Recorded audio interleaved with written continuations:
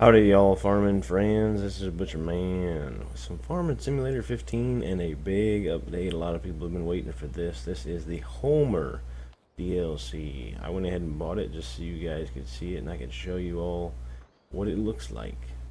As you've just seen, I went over all the vehicles, whatever. We're going to go over them a little bit in depth, you know. That way everybody get a good look at them. Everybody knows what's going on. Let's look in the store first.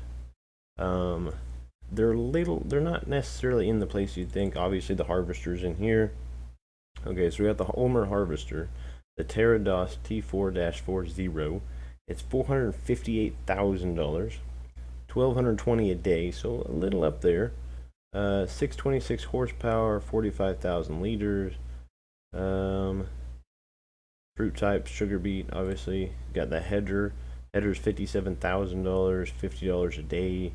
5.5 meter width, which is pretty decent. Because the width on this is only 3 meters, so you're getting an extra meter and a half. So basically 1.5 headers from the old Grim combine.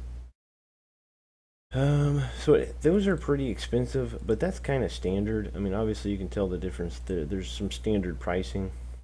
The truck is actually in the tractor section. Just so you guys know, it'll be at the very end of your tractor section. This isn't in the mod section. This is in the regular tractor section. But here's the Holmer Exact Terra Variant 600 Eco, $249,000. I mean, it's a beast though. 598 horsepower, $210 a day. Okay, I bought 4 of them because I'm gonna put one on every single thing they give us. There's a header trailer that comes with it. The Holmer Exact header trailer is $15,000, $5 a day, so nothing major. Let me think. Where was the rest of it? There's a slurry tanker attachment. It's a Zunhammer TV, $54,000, $60 a day. Requires 120 horsepower, so you don't need to worry because it's going to go on that big truck.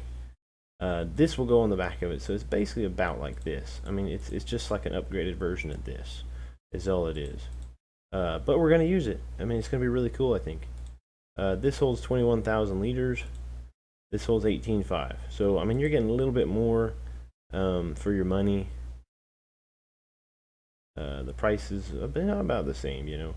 That's your slurry tanker. It's got a manure spreader that goes on it. It's got a Bergman.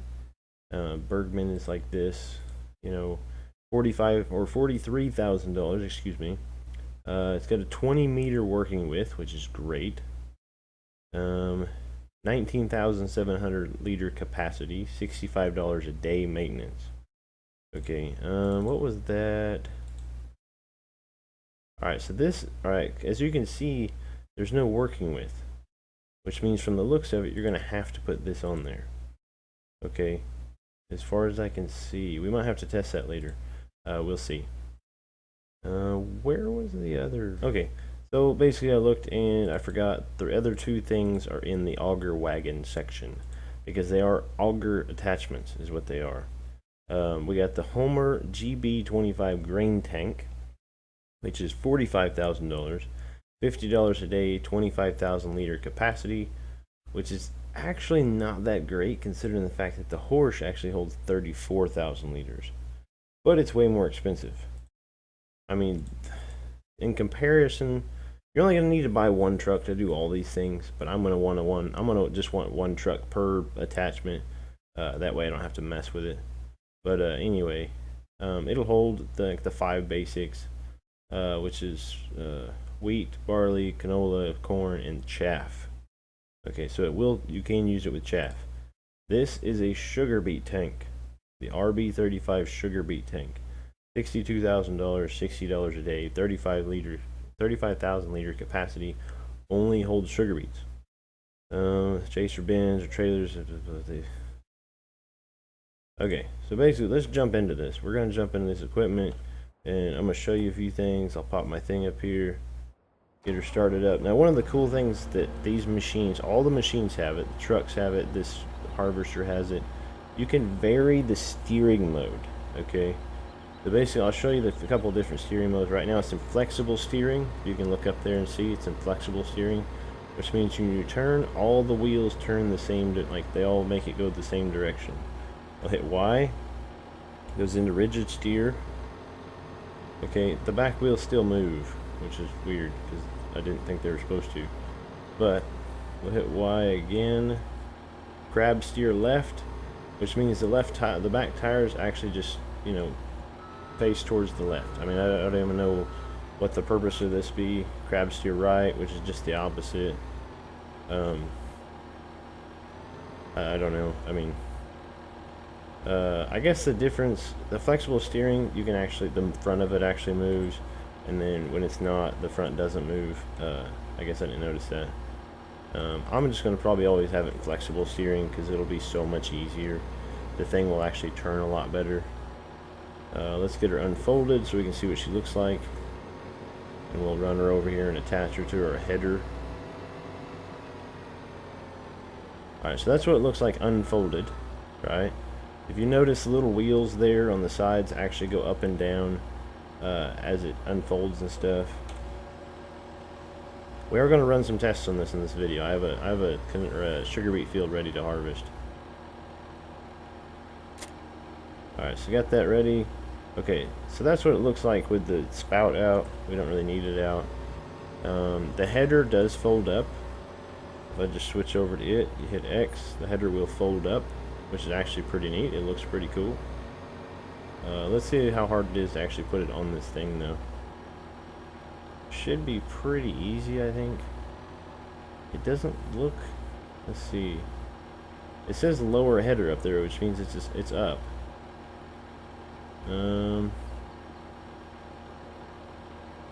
I've pushed it in as far as it'll go.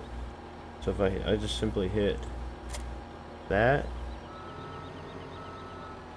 Let's get out and look at that real quick. Oh, that looks pretty neat. I mean, that was easy too. I mean, that was really easy. All I did was just kind of push it in there, just drive it in, push it in, and it just sits on there. And this right here will hook onto the back of your trucks. So that is pretty neat.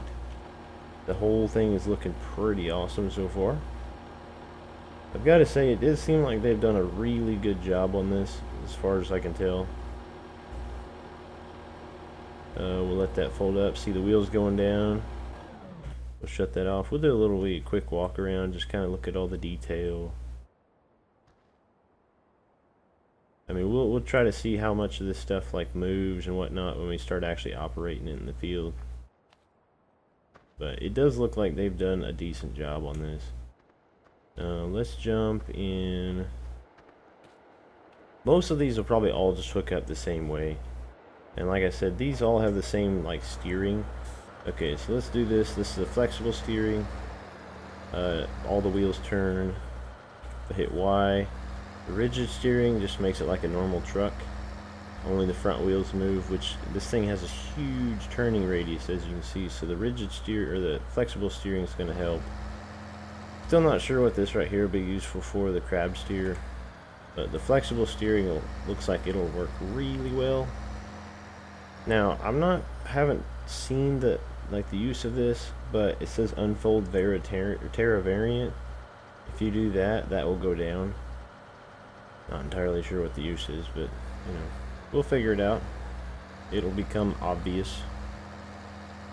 We get up under here. I get his back up under it. Hit the Q button. Now, once you do that, you can't actually move them wheels in the back. So I'm not entirely sure what they're for. I'm assuming maybe it has something to do if you attach something on the back. It'll help hold the weight. I would assume. Like maybe once you put weight in this, it kind of squashes down a little bit. We'll see in a bit. But so we're gonna see all of these in action in this video. Hopefully I can get to it. But I'm gonna take these, load them all up, and I'm gonna head over to the field and get them ready. I'm even gonna fill up the slurry tanker and the manure tank, or the manure spreader, and we'll take a look at this, and hopefully I can get this video up today so you guys can actually see it.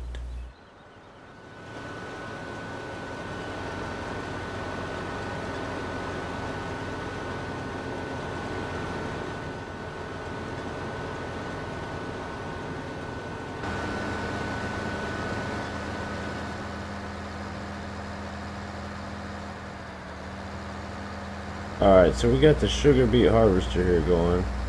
The Holmer harvester. Alright, it's doing pretty good so far. I've been testing a little bit, stuff here and there. You know, as you can see, it works good. You know, it works. The graphic, like the flow right there of it coming out of the thing, it looks different. I mean, obviously they've done something with it. It's more like a solid substance almost. I mean, it's kind of weird. It's not like the standard sugar beet to where it's actually, it's, you know, where it's to where it's almost individual sugar beets coming out. I think that would probably have looked a little better. The way it looks right now looks a little bit weird. A couple of issues I've noticed so far is you cannot use it with coarse play. Like I like to use overloaders a lot. That's just, you know, one of my big things. I like to use overloaders. I'll show you right here, just up close, you know, what it looks like. I mean, it works. I mean, it's a good graphic. I mean, they did a decent job with it. But you can't use it with coarse play. Coarse play says it's the wrong trailer. It's the wrong trailer for this job or whatever, something like that. So it won't work with coarse play, which is unfortunate because that's a huge deal. For some reason, when I tried to set it up with coarse play, and it said wrong trailer, so I'm like, okay, you know, no big deal. Maybe they just didn't do it. And and I just kind of left it at that. Well, then I noticed that for some reason it had glitched itself out, and I could do a maximum of 12 miles per hour. But I don't know, you know, maybe it's just me, maybe it's not. You guys can do your own testing and find out. Alright, so we're back with the harvester, and I mean, it looks great. I mean, as you can see, there's a lot of moving parts. The header's got a whole bunch of moving stuff going on with it. You can see it like chopping in the ground, picking everything up. You can see the sugar beets coming up in there. The hired worker, he's on auto combine right now, so it seems to be doing pretty decent. He's getting it figured out here. But yeah, you can see the sugar beets down in there, kind of getting itself worked out. And it comes up the neck. You can see it coming all the way up in there. Goes over the fan deals right there. We'll just jump out so we can kind of look at it. Goes over that, kind of kicks the dirt off. There's actually dirt falling out of it, so it's looking really good. Then it comes up through here and kind of dumps into the thing, into the bin. So overall, it looks really good. I mean, it looks like it's well done. I mean, there's just a couple of things they should probably change. You know, as far as being able to use coarse play with the overloader. A lot of people might not want to use the overloader, or even, you know, whatever, because they can't use it with coarse play. Because that's kind of a big deal to me. But if it's not a big deal to you and you run your own overloaders or whatever, then, you know, you can, I mean, maybe you'll like it, maybe you won't. I am going to show you the grain tank as well. I'm going to set up a combine in that field across the road there and have it going. I'll show you how well the grain tank works and stuff. And then we'll run those two trucks over there, and the slurry and the manure as well. So, yeah, just stay tuned. I'll get to it. Alright, so now I've got the grain overloader on the Holmer truck. And obviously, like I said earlier, I've got a truck for each and every one of them. I'm going to do this a little bit so I don't drive on the crop so much, but I got this combine going. I don't know if it's going to do this or not. I kind of debated on whether to even do this field, because it is rye, which is a multi-fruit. But like the normal overloader works with it. So if it doesn't work, then it's only a Holmer thing. So I'm hoping it'll work, and you guys can kind of see how it works. You know, what it looks like when it unloads. Alright, so it looks like it's going to work. So that's good. You shouldn't have any trouble with multi-fruit. Because obviously the rye is a multi-fruit. You can see down in the bottom right, I got the thing where I got the mod where it tells you the name. So you can see it's got the variable fill where it actually, like, you can see it. It seems like they did a decent job. making these. Like I said, the only thing that's kind of gonna bug me is the course play thing. You know, they probably should have done that. You know, but I don't know. Basically, all it is course play doesn't recognize this as an overloader. So maybe what needs to happen is course play needs to update and include this as an overloader. So that might be what it needs to be doing. I'm not like tech savvy enough to make mods and all that stuff, so that might be as simple as it is course play will come out with an update and it includes these, so that it actually includes them and they actually work. So that might be the thing. But as of right now, it doesn't recognize this as an overloader.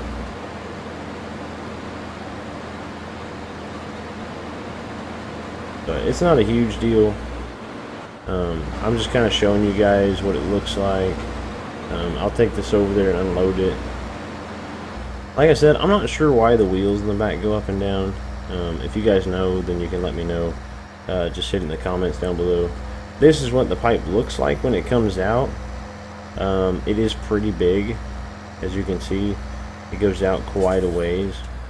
But you know, that's not too bad. I mean, I like to put that truck there is programmed for this field on this side of the fence, but the field right over there, field number 28 or whatever it is, the truck stays in this field. So this long pipe overloader would definitely be nice. So basically, you just come over it and it just unloads. I mean, that's pretty good looking there. You know, that right there is pretty well done. So, but I really like these trucks. The trucks are actually the main reason I even bought this DLC. You know, is so that we can have these trucks, because I really love the trucks. I get a kick out of straight trucks. If you watch my Donnie Gall episodes and stuff, you'll know that I like the straight trucks. Alright, so here we have the manure spreader. The Holmer manure spreader. And if I sound a bit cynical, it's because this is the second time I'll be recording this. If you can tell, it's about half empty already.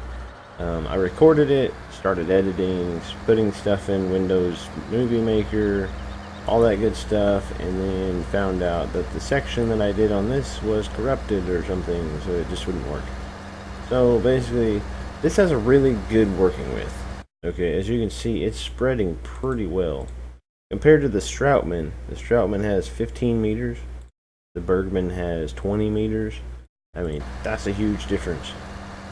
As you can tell, it spreads really well. The thing will do 12 miles an hour while you're spreading. So you get a 20 meter spreading width, 12 miles an hour. It's going to work really well. I mean, this is what I'm going to depend on as far as spreading manure. The capacity could be a little bit better as far as all that goes, but overall I think it's going to be nice. People are going to like it. Take a quick look at it. It's a pretty basic thing, the manure spreader part of it here, but overall it's real nice. I think I'm going to probably use this, just like I said, for all my manure spreading needs. And as you can see, I've used this already, so yeah, just keep in mind when you watch this section that this is the second time I've recorded this. So hopefully this time it actually works. But basically this is a slurry injector. It is not a slurry spreader, it's not a slurry sprayer, not like that. It will not work if you take this back part off. Basically you put this on, you fill it up, you lower it down, and then you drive. That's the only way you're going to get it to work. Okay, it doesn't spray it out, it doesn't, there's no turning it on, nothing like that. Basically lower it down and it just injects it into the soil as you drive. You know, you can do 9 miles an hour with it. So it's not too bad. It cultivates, you know, it rips the old crops out, you know, and then kind of refreshes the soil. It puts some slurry in there, so it'll be fertilized, all that good stuff. And then to stop it, you just raise it up. It's not real complicated, it's not real advanced as far as like the workings of it. The outside looks really cool. You know, this back here looks like it works. You know, they've done some really good stuff as far as like the teeth go, the wheels, you know, the lines. They got a bunch of gauges and stuff over here, and like the inserts and all that good stuff. So they did a really good job. I mean, I love these trucks. You know, I'm pretty sure I've already said that, but I really love these trucks. I think it's going to be amazing. I don't think I even showed the end cab, so I'll show that really quick. It actually looks really cool. You know, it got the keys in the ignition. You know, starting it, they don't move. So, I mean, I don't know. I wasn't expecting it to, but I figured I would check. My mirrors are on, so I guess my graphics are turned down, so that's probably why they don't work. I've had issues today, but the end cab looks really nice. Where is my harvester? I don't think I showed the end cab of it. It'll probably look about the same. Yeah, I mean it's similar, but it's different at the same time. It looks cool. I mean, it's got a radio. It's got the temperature control, 19 degrees. I don't know. So it looks really cool. I hope you guys really like this video. It's taken me a little bit to do it. It's taken me a lot of work. Obviously, I had to save a bunch of money on Sandy Bay here, the gold edition, in order to get this done for you guys. But I really hope you guys enjoyed it, and if you liked it, please do hit that like button to let me know, and that way I get the sense that you guys are actually watching my videos and you enjoy it, whatever. But yeah, that's this. I think there's going to be a section after this. If there is, I'll just cut this part, me talking out. But if not, and this is the end of the video, then yeah guys, thanks for watching. Please leave me a like and a subscribe if you will. This is the Butcher Man, saying have a nice afternoon.